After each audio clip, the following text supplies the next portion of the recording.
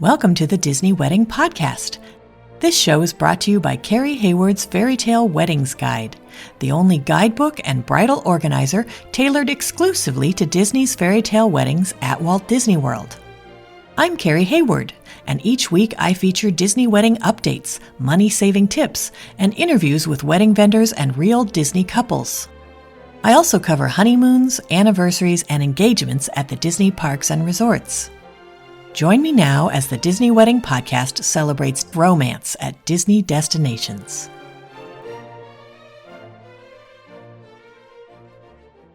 Today on the Disney Wedding Podcast, I am speaking with Kimberly Newberry and Rich Lowe about their wedding at Seabreeze Point, with a reception at the UK Courtyard inside EPCOT, a welcome party at Harambe Train Station in Animal Kingdom, and a farewell brunch at the Attic at Boardwalk Inn. I thought you guys would be interested to hear how they chose all of these locations and how they planned everything and how it all turned out. So welcome, Kimberly and Rich. Hi. Hello. Thanks so much for being on the show today. We're glad to be here. Oh, yeah. I would love to start at the very beginning and find out how you two decided that you wanted to have your wedding at Disney. It kind of started off as a joke. Because I wasn't one of those women who grew up dreaming about my wedding and all of that. So when he proposed, one of the first things I said was, I don't actually want a wedding, right? And he was like, my family's not going to go for that. And then I was kind of just jokingly, we live in Florida where Disney APs were at Disney all the time. So I was like, the only way I would agree to a wedding is if we did it at Disney and did something crazy like that. And I thought I wasn't being serious because I thought that it would just be $1 bajillion. And then I was like, just out of curiosity, I'll look it up. And then when I did and found out that they had more affordable options, then we were like, wait, our whole relationship has been at Disney. Why would we not do this? And so, then that's what happened. That's awesome. Now, how did your friends and family react when they found out where the wedding was going to be? Most of our friends were really excited. Actually, a few of his friends, shortly after we got engaged, before we'd even told anyone, we all went out to lunch and they were like, please tell us you're having a Disney wedding. And we were like, actually, yeah. His parents were the only ones who were a little like, why would you do that? But then as soon as we started showing them pictures and everything, then they got on board really quickly. So for the most part, everyone was really excited about it. Yeah, there wasn't a whole lot of people that were surprised either. Yeah, they kind of expected it. That's wonderful. Now, how many guests did you invite and how many were able to make the trip? I think ultimately we invited 50 something and we had 38. Including a couple of last minute cancellations due to COVID. But within the people who didn't come, that included a lot of +1s and kids.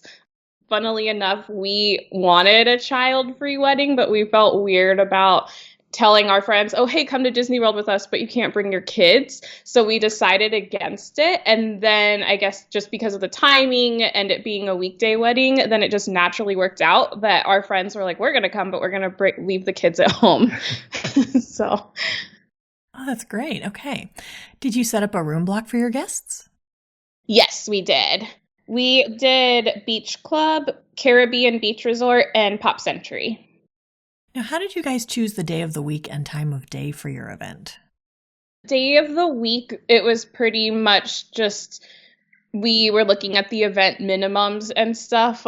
Not that that ultimately meant anything in the end, unfortunately. But in the beginning, we went in with good intentions. And then for the time, that was more, we had also considered doing one of the early morning in-park things too, because we really wanted to do something in the park. And ultimately, I really wanted the fireworks to not be the end of the day. I didn't want to do the post-wedding fireworks dessert party. I thought it would be really fun if that kind of kicked off the celebration for our guests. And so we decided to do the after park close reception at EPCOT. We also threw around the possibility of doing an earlier ceremony time, but when we first talked to Disney, our first phone call with them, they recommended that the event would flow better if we did the 7:30 ceremony time that just led right into the reception. And so we took their advice and went with that. Okay, got it. Now, how did you choose your ceremony and reception venues? For the ceremony, we thought we were going to do the wedding pavilion. That's what we planned on requesting. But then since it's so competitive, we decided we should probably have a backup in mind. So when we were looking at the other locations, we both really liked the boardwalk area. So we were like, oh, hey, let's offer that as an alternative. And what we didn't realize is that both of us actually preferred Seabreeze Point. And so then I can't remember which one of us finally confessed that they actually would prefer to do it there. But once the one of us did, then the other one was like, wait, I like that better too. So then we just stuck with Seabreeze Point. And then for the reception, especially since we were doing Seabreeze Point, we really liked the idea of doing something in EPCOT and having a feeling of being international, even though we weren't. And so we had a couple of pavilions in mind, and it was really more about the theme for us and what would fit our theme. And I am a huge Mary Poppins fan. And so then I was like, well, what if we did a Mary Poppins wedding and then had our reception in UK Courtyard? And so that's what we ended up doing. Also, we started planning this when COVID was still going. So we were actually favoring an outdoor reception venue and wedding venue. So Seabreeze Point was a good choice. Yeah, that's a great point. Now, did you guys use any outside vendors for the portions of your event where you were able to? Yes, we did. I used an outside photographer, Regina Hyman. We absolutely loved her. She was amazing. And then for my hair and makeup, I used Tiffany from Bronze and Glow Beauty. And she was also super amazing. I felt like a princess at all of our photo shoots and at the wedding. Like, it was just amazing. And then we had a day of coordinator, Kelsey Johnson, with Simply Enchanted Events. And she was also, I know I keep saying amazing, but we really would not have gotten through the day without her. She was such a huge help. That's fantastic. How did you guys choose your officiant? We just used the Diz Brides group and the podcast. And since we had a Mary Poppins theme, we actually heard one of your episodes where you interviewed her. And when we realized that she had a British accent, we used Catherine Amundi. We heard her accent. We were like, oh my goodness, we have to use her. So Perfect. Yeah. That's great. Now, how did you guys incorporate your Mary Poppins theme in the ceremony and the reception? In the ceremony, one of the things was that we incorporated cherry blossoms as much as possible into our floral, which of course was difficult in Florida, being that they're not native to Florida and it's not even the season, even in the regions that they are native. But I didn't shy away from artificial flowers where we were able to use them. And then just in all of our design, like our stationery and all of that, we used a lot of cherry blossoms. And then probably one of my favorite elements was for our unity ceremony. During the ceremony, we did a unity tea so that we could both add a spoonful of sugar.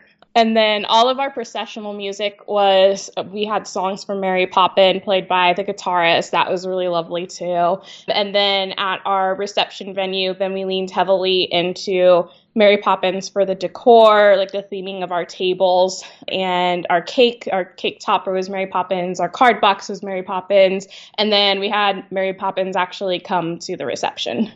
She did a lot of prep work for this, for the Mary Poppins theme. You did a good job, babe. Oh, thank you. Okay, so you mentioned that you had a guitarist at the ceremony. Can you talk about the entertainment you had at the reception, like how it worked with Mary Poppins?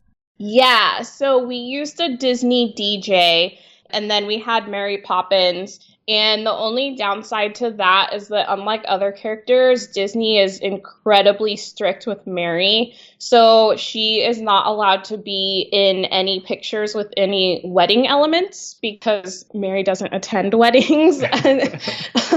And also they would not let us use our professional photographer to take pictures of her. We had to kind of go back and forth with Disney, and finally what they agreed was that she would be allowed to take pictures on my personal cell phone.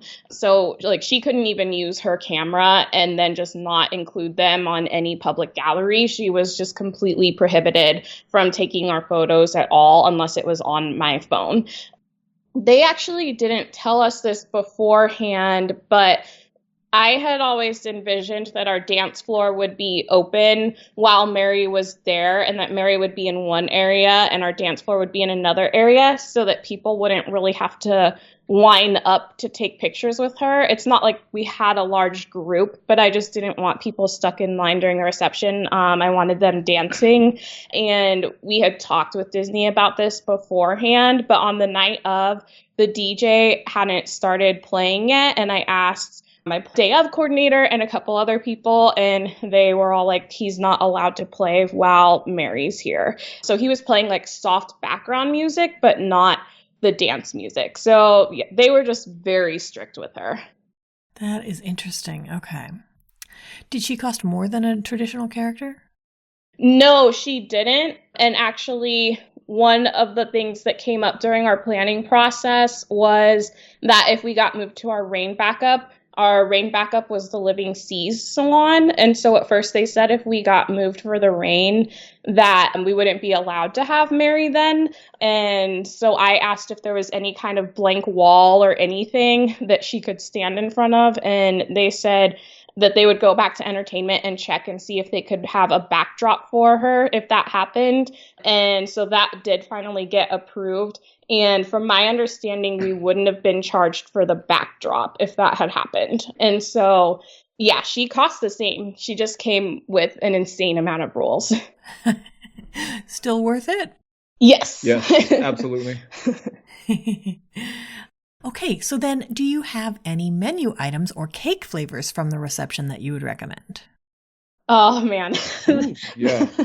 That is so hard because we just had an overload of food. So our cake flavors, all 3 layers were really delicious. We had the lemonade cake with the passion fruit mousse for our top layer. Our middle layer was marble with cookies and cream mousse. And our bottom layer was lavender with lemon curd and fresh blueberry.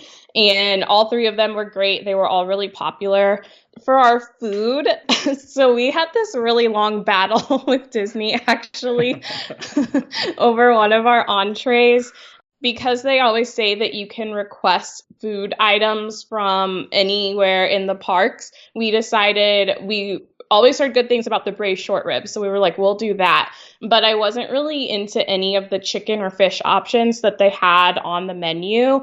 And we had eaten at Boma last spring and had this really delicious salmon. And I foolishly forgot to write the name down. And so all I remembered is that it had something to do with orange and almond in the name.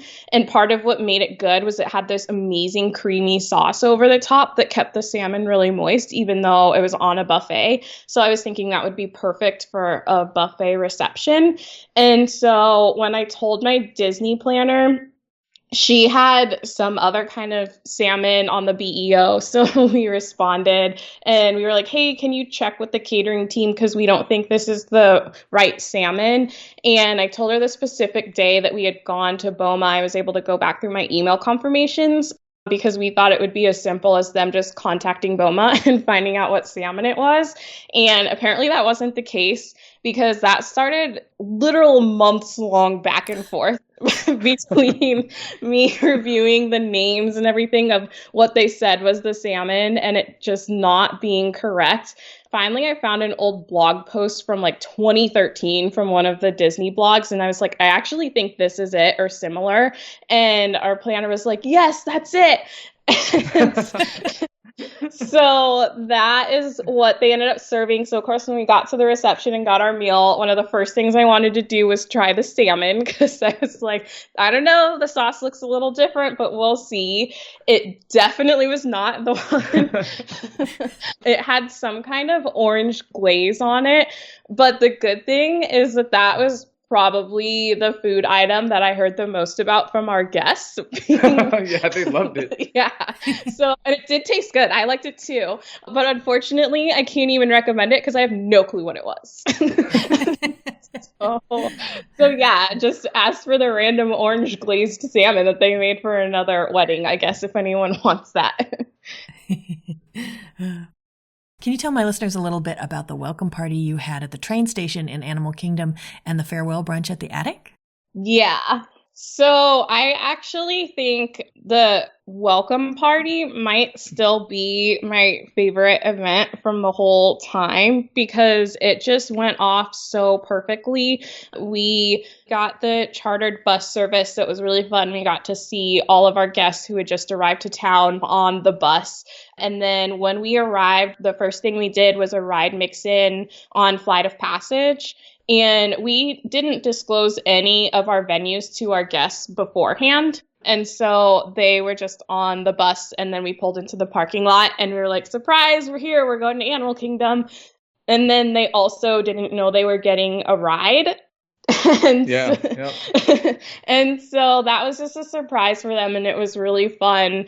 So that was how we started it, which is just like kind of a crazy way to kick off a Disney wedding, especially for a group of non-Disney people, because they just weren't expecting it at all. And then not just any ride, though. Flight of Passage. Yes. It was Flight of Passage. It wasn't just any ride. Yes, that's true, too. And so, yeah. And then from there, they walked us over to Harambe Train Station, which we had not requested. We had originally done Tammy Courtyard. And then they told us that due to construction, we couldn't have that as a venue. And so Disney moved us to the train station, and we were fine with that. And then once we were actually there, it ended up being really beautiful. And we didn't even put a lot of decor into it, but it was just a really perfect location. It has such good natural decor. And the food was actually, the welcome party food was also my favorite of the whole time because we did different dishes from the different African style restaurants from like Animal Kingdom and Spice Road Table at EPCOT. So we had a super customized menu for that. And when we went to our food tasting, the chef was like, I'm so excited about your welcome party menu. And then when we got there that night, all the Disney cast members who were working the event were like, your menu is so awesome. And so it was just, we had really good food at the welcome party. So it was just like this really positive, easy vibe with less moving parts than the ceremony and reception, of course. So it was just easy and fun. And then our farewell brunch at the attic was also really nice and laid back. It was nice since it had the indoor-outdoor area. And of course, you can see Seabreeze Point from the balcony. So we just thought that would be a good place to go and have our guests kind of reminisce on the night before. And we had a violinist come to perform, and she was just amazing and super entertaining. She was one of the ones that they have who can take songs on request, and so our guests were having a lot of fun with that. And we also had some really good food there, and then we had Mickey Mouse come, and so that was like the cherry on top. And they did a really cute thing where our photographer had us all get together for a group photo on the little patio area, and then she was like, is anyone missing? And people were like looking around and thinking, no, like here's my friend, here's my partner, whatever. And then Mickey came trotting out. And the violinist was playing the Mickey Mouse song in the background. And so it was really cute. And all of our guests were really surprised. That's fantastic. Did you pick a specific outfit for Mickey? Yes, we did one of them that we had seen at a special event. It was like his springtime surprise, or I can't remember what it was called, but it's a casual spring one, which was perfect for our farewell brunch because we had told our guests they could be casual for that. Got it. Okay. Can you give my listeners a timeline of how the wedding day fit together? Yeah.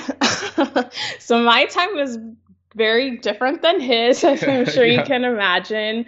I got up at like 6:30-ish.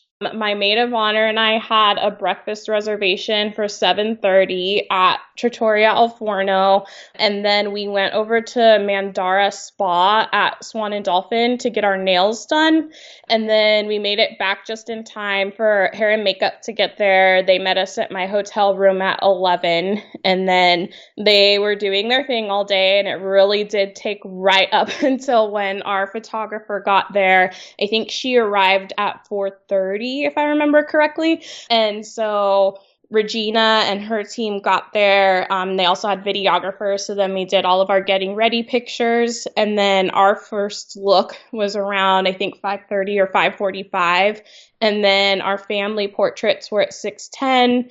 And then we were able to wrap those up and do some more fun portraits on the boardwalk, just the two of us, until it was time to set up for the ceremony. Ceremony started at 7:30.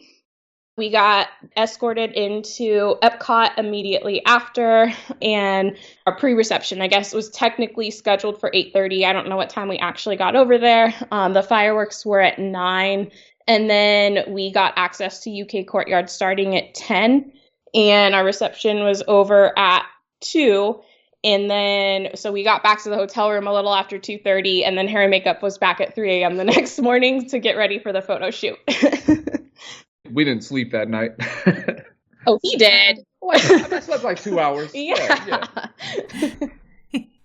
Would you recommend that timeline to someone else who's going to have a park shoot, or would you say have it on a different day?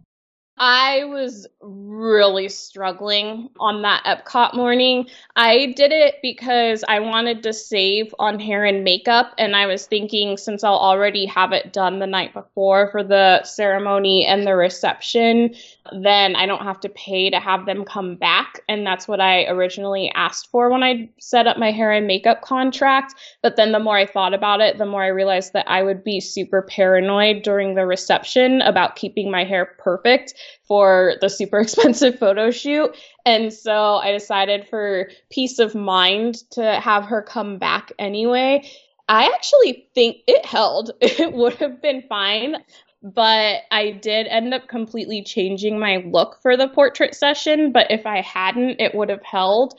But I honestly don't think I would recommend that, because even though we got really awesome pictures out of it, there are some pictures that you can just tell in my face that I'm done. I am ready to crash. I couldn't tell. I thought the pictures were great, but I did get 2 hours of sleep. So that's 2 hours more than she got. So I guess my experience was a little bit different. I would recommend it if you can get 2 hours of sleep.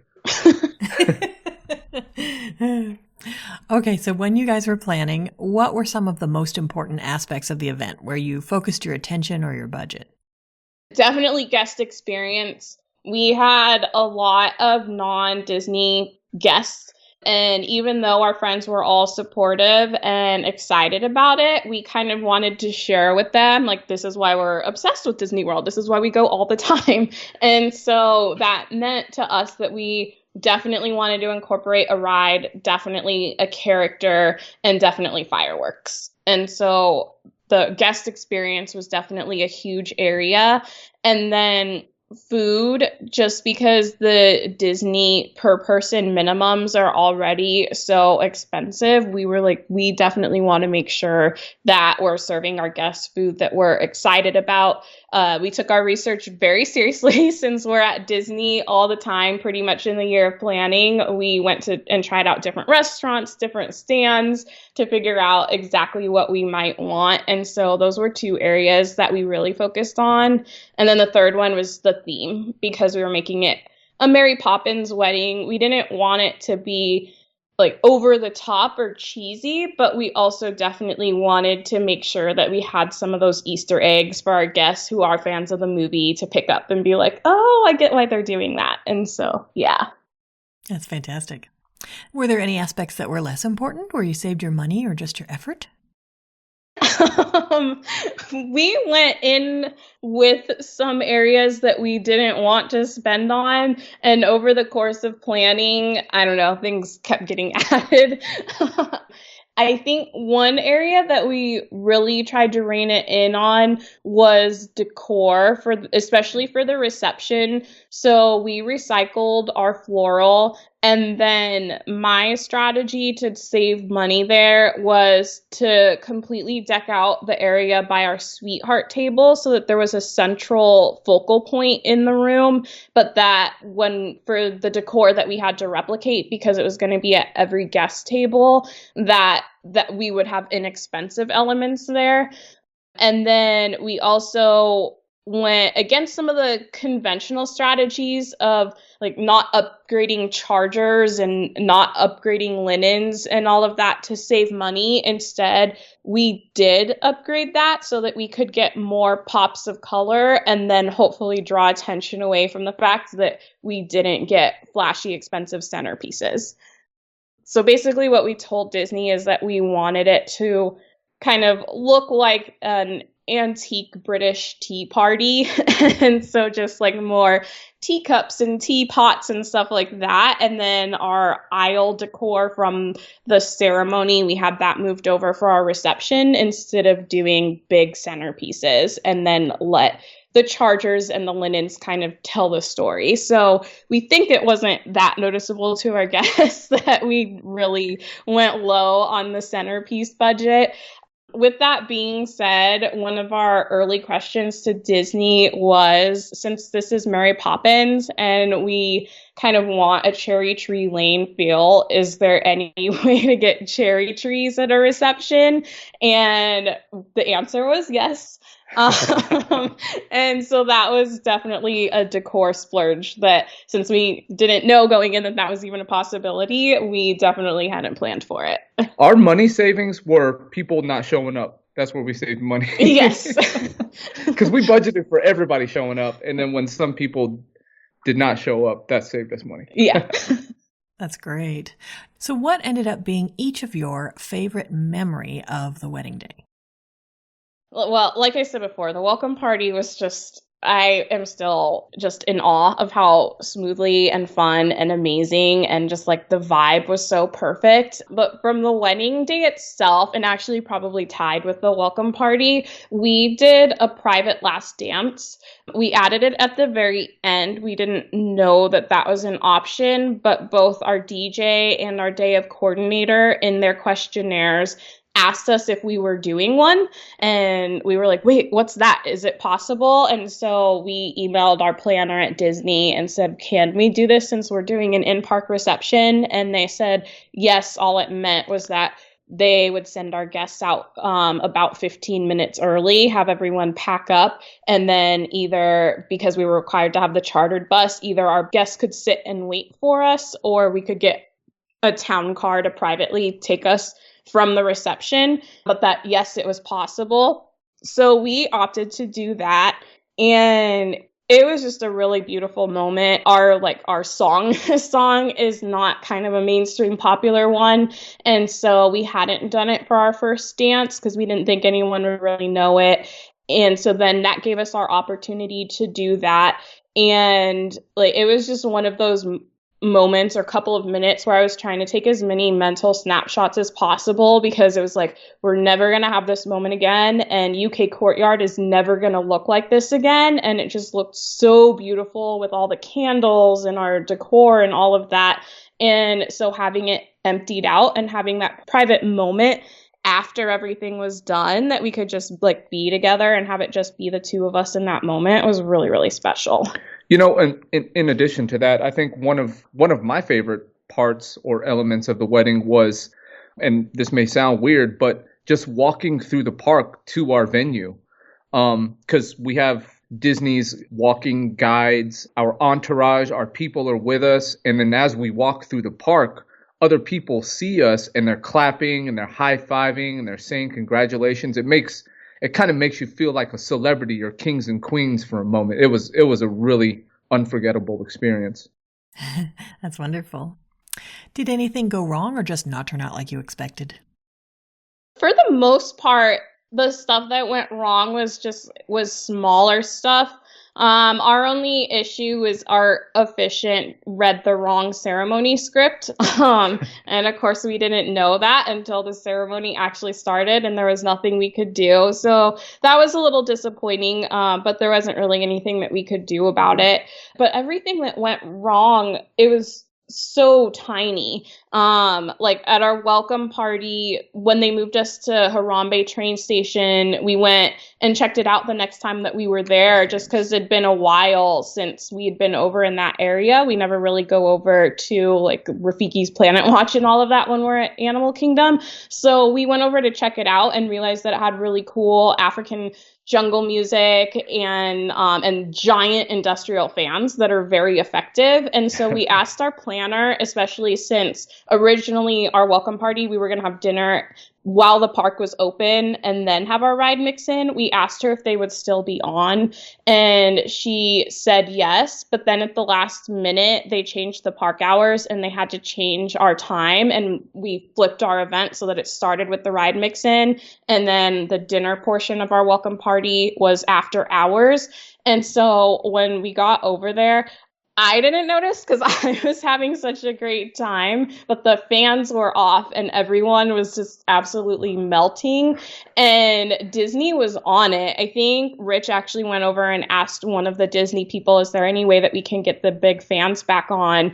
And I guess the person who has the key to whatever room they need to access that wasn't even there. And they called them, had them come back from who knows where. And so it took a little while, but they came over and they got them on.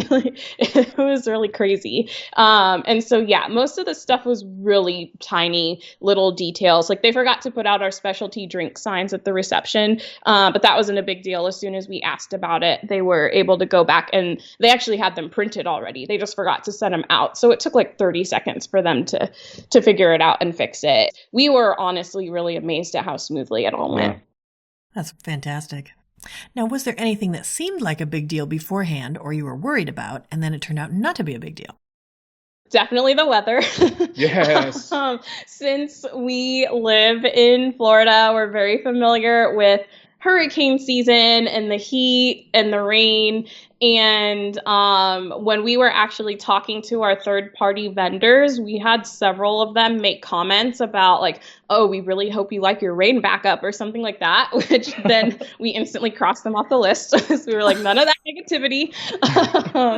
And so, but yeah, basically since we had our letter of agreement and we knew for sure that we were getting these outdoor venues, and we're like, okay, we're in Florida in September. This is such a huge gamble. But I went back through the almanac, and you have to go back 13 years to find a September 5th where it rained in Orlando, which is so random and weird.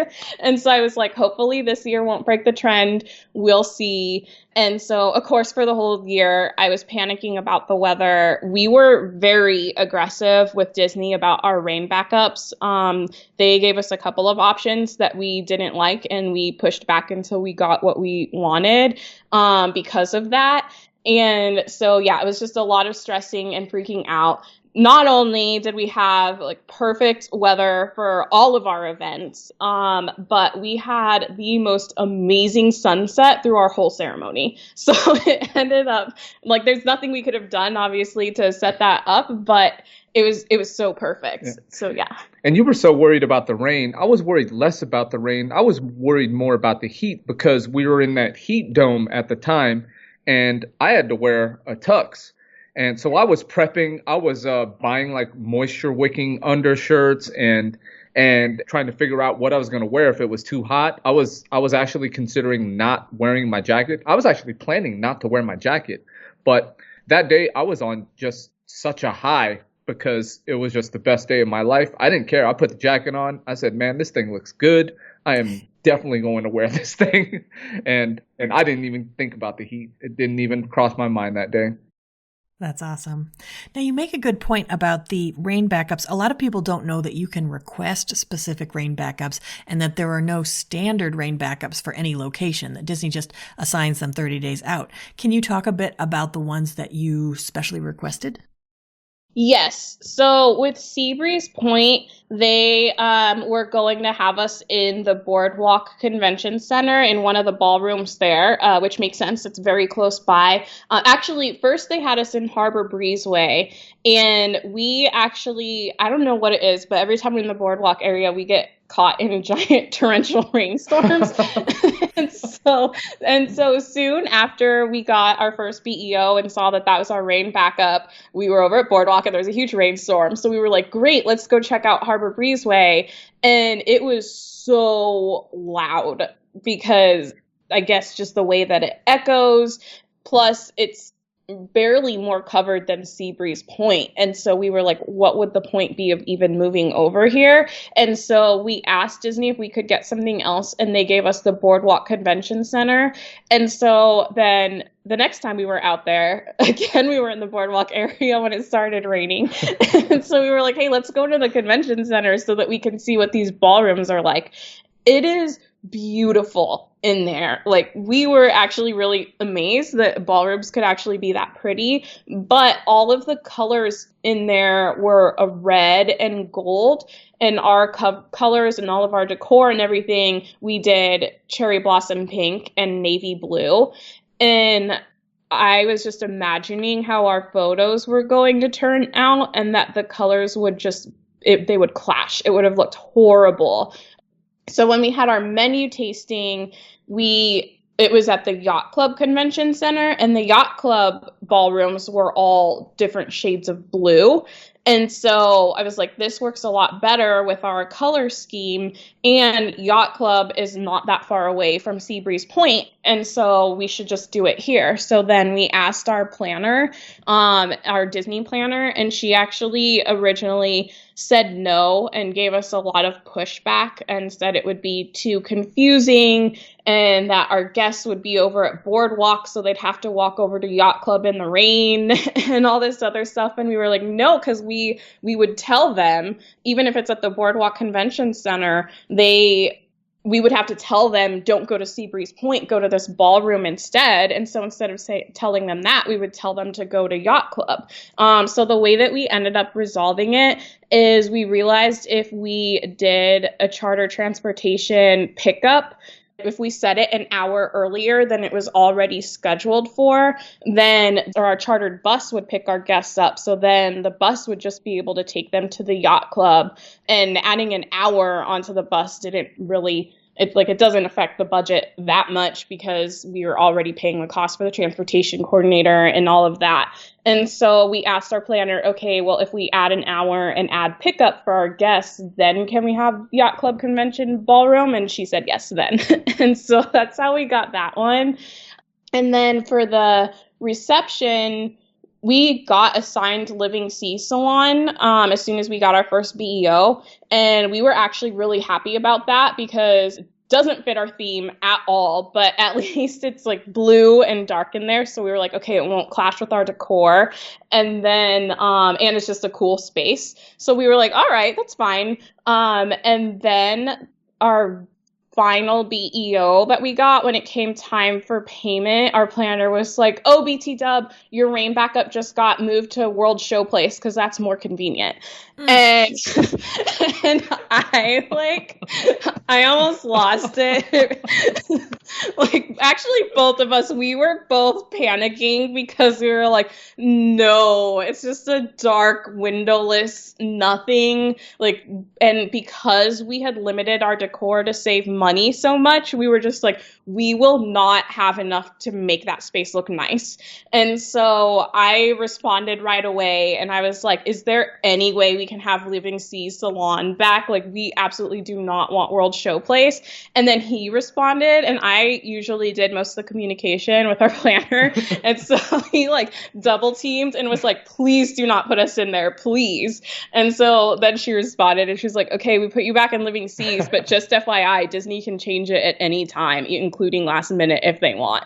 And we were like, that's fine, but it says Living Seas right now. So yeah. I'm glad that worked out for you. No, we didn't need it because we had great weather. Yeah. That's great. Is there anything you would have done differently knowing what you know now? Well, we already talked about the in-park photo session timeline, doing it right after our wedding. We still got amazing pictures out of it, but we had the Magic Kingdom session the next morning, and even just having that additional night's sleep, it was just so much more enjoyable. Like, I think we got good pictures out of the EPCOT session. I just didn't have fun doing it. And so I would probably recommend that. And then the other thing is, so we had scheduled extra time before the wedding down in Orlando, both the couple of days beforehand and then a couple of days after, actually more than a couple days after. We stayed down there for about an additional week. And we had plans to do kind of our final wedding tasks once we got down there, like stuffing our welcome bags because we were still going to run to the grocery store and pick up snacks at Publix once we were there for that. And part of it was that, speaking of bad weather, our part of Florida actually had a hurricane the week leading up to the wedding. And so that definitely interfered with our like final to-do list because we had to switch out of wedding mode for a week and go into storm mode and then switch back in the day before we left. So there was definitely some stuff that didn't get done that I think we otherwise would have gotten done that week. But those couple of days leading up to the wedding, since we were still doing park days, we thought that they would be nice, simple, like, oh, just the two of us before it gets crazy. We had a blast, but it was really exhausting and stressful once we got back to the hotel room at night and we were like, oh, we still have like chores basically to do for the wedding. And so, yeah, I would just be realistic if people are planning some park time or some vacation time in the lead up to the wedding at Disney. Just be realistic about your to-do list and get it out of the way. And then the other thing, I thought that we had gone over every detail and had a plan for everything, but we passed out our welcome bags at the welcome party. And our bus pickup was actually at Beach Club, but my room was at Boardwalk Inn, and that's where we were setting up the welcome bags. And we had a lot in there, including water bottles. So they were really heavy. And so about 20 minutes before we were supposed to walk over to Beach Club, we were like, wait, how are we going to get all the bags over there? And we both picked up a giant handful of them and were like immediately drenched in sweat and our arms were like falling off because they were so heavy. And so we just hadn't thought of that at all. He tried calling, like his best man was staying at Beach Club. So we were like, maybe he can come over and help us carry them. But he was just getting out of the shower, wasn't ready yet. And so we were like, how in the world are we going to get these over? We couldn't take multiple trips because the bus was picking us up and we couldn't be late for the bus. He actually wanted to abandon the bags. Heck yeah, I was like, leave them here. I was like, we put too much into these. We're not leaving them. And so I was like, we'll take it slow and let's just go. And so we loaded up both of our arms with all our bags, and as soon as we stepped outside the boardwalk, he like dropped most of his bags. And this other couple was like, what in the world are you doing? Do you need help? And I was like, no. And he was like, yes. And I was like, no. I was like, yes, please help us. Yeah. And I was like, no, you're on vacation. Go enjoy your vacation. This is our problem. And he was like, no, we need the help. So yeah, that couple helped us carry our welcome bags. It was heavy too. I'm like, I lift weights and stuff like that. That was heavy. It was very heavy. It was. So yeah, it's easy to forget the smaller stuff like that. And so just try, and we had walked through what we thought was every moment of our wedding multiple times to try and knock stuff out and still just completely forgot. And I think we both thought Boardwalk is right next to Beach Club. It's a short walk. This won't be a big deal. But when you're carrying all those bags and all those water bottles, it was a huge deal. And we would have not made it without that couple. Yeah. I have one like small, I guess bit of advice for future couples. I just want to say things are going to go wrong. Small things are going to go wrong, or just not the way that they may expect, but it's still going to turn out to be a wonderful experience. So don't stress out about it too much. That's fantastic. Any other tips or advice for future Disney couples? That BEO, go over the BEO with a fine-tooth comb. Go over it a million times. And what we also thought was really helpful, Carrie, was when we did the review with you, because you saw stuff on there that we wouldn't have realized. But there was one big thing we had a specialty mocktail that we had requested and gotten approved, and it was inspired based off of the drink from Space 220 that has the pop rocks in it, and we were calling it the Poppins.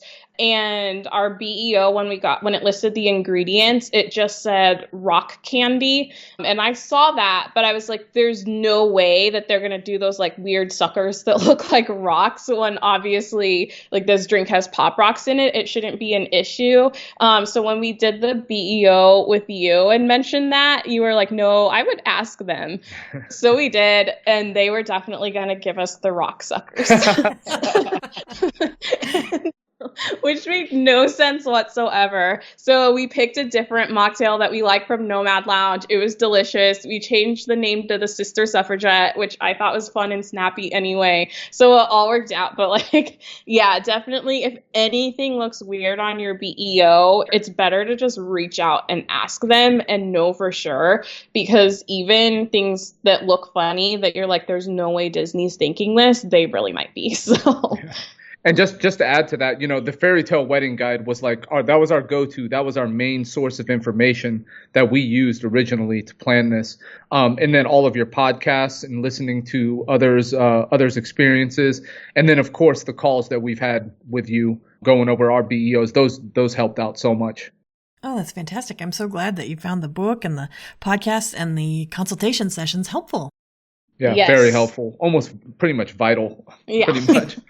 Yeah, I can't imagine knowing all the options without all of that insight because Yeah. Disney does not make it freely available. So that's right. Yeah. Well, Kimberly and Rich, you've offered a ton of great tips and advice for anyone who's interested in getting married at Walt Disney World, and I appreciate your taking the time. Thank you so much. Thank you. That's our show for today. I'm your host, Carrie Hayward, inviting you to join me again next week for another episode of the Disney Wedding Podcast. Past shows and tons of photos for each episode are available on my website, DisneyWeddingPodcast.com, or listen in your favorite podcast app. And for instant answers to all your Walt Disney World wedding questions, check out Carrie Hayward's Fairy Tale Weddings Guide, available as an interactive ebook with continual free updates at fairytaleweddingsguide.com.